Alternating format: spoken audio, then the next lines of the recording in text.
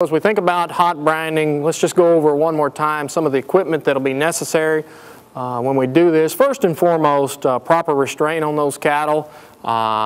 In most cases and most ranches, that's going to be a squeeze chute or a calf table.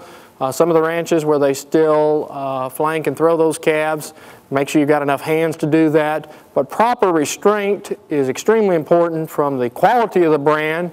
Also, from the safety of all of those involved is the first important piece of equipment that you've got to have.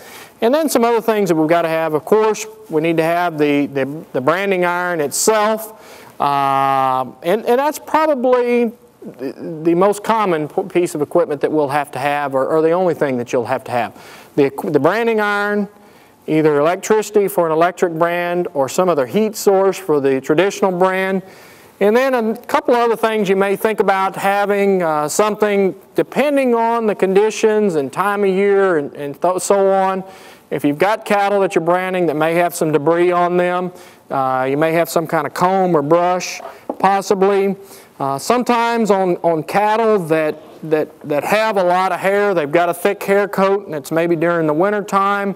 If you want to have maybe a little bit clearer brand, you can go in and peel that hide where you're going to, or clip the hide, clip the hair off where you're going to put that brand. It's a little bit easier to see when you're branding, and it also probably puts maybe a little bit clearer brand and a cleaner brand, cleaner looking brand in the end. But again, that's just optional. One of some of the things that you would want to do.